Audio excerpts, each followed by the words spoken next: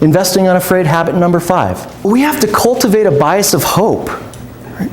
Optimism is a choice, and we like to say rational optimism.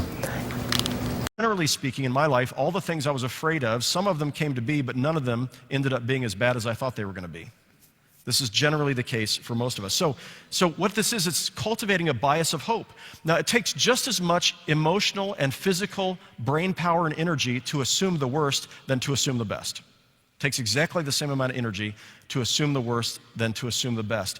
And so cultivating the ability, the practice of facing something difficult and saying, you know what, that could happen, I recognize it, but I'm choosing to believe that this will happen, and I'm going to live my life in such a way that this happens. Not everybody can do this, and this is only one in a series of 4 steps, but I'm reminded of Eleanor Roosevelt's quote.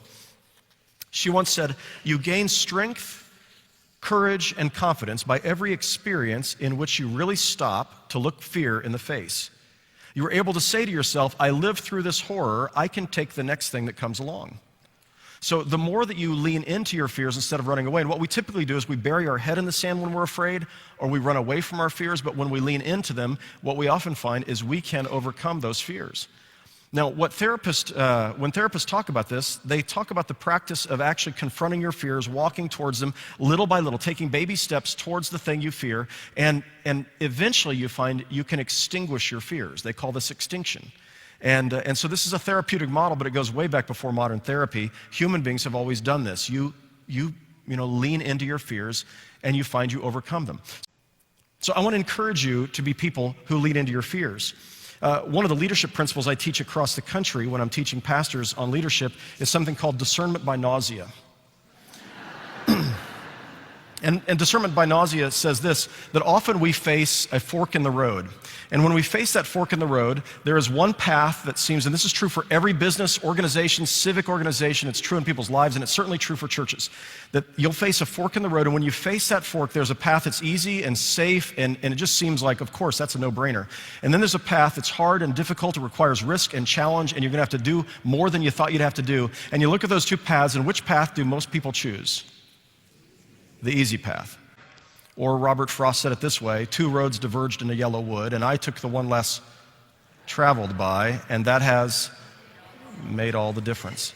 So see, in life there are risks, and with those risks we have to be willing to take them. If we don't take them, we play it safe and easy, and that leads to our own demise, or at least the missing out on life. Yeah, really, really good advice. Lean into your fears. I'll qualify that. John and I have both been through 2 major market downturns in excess of 45%. 2000 to 2002, 2008, and countless 10% and 15% corrections along the way. I like that he encourages us to lean into our fears. Here's some excellent words of wisdom. Here's a way you can take some baby steps to extinguish your fears. Next time you're extremely worried about something, write it down on a card and date it, then put it in an envelope. Okay? Go back once a month. Okay? Read your worry cards. See if they came true. They're either going to be just as bad as you thought, and maybe some of them didn't happen at all. Okay? Worrying won't stop the bad stuff from happening, but just stops you from enjoying the good. In the words of Winston Churchill, when I look back on all these worries, I remember the story of the old man who said on his deathbed that he had a lot of trouble in life, most of which never happened.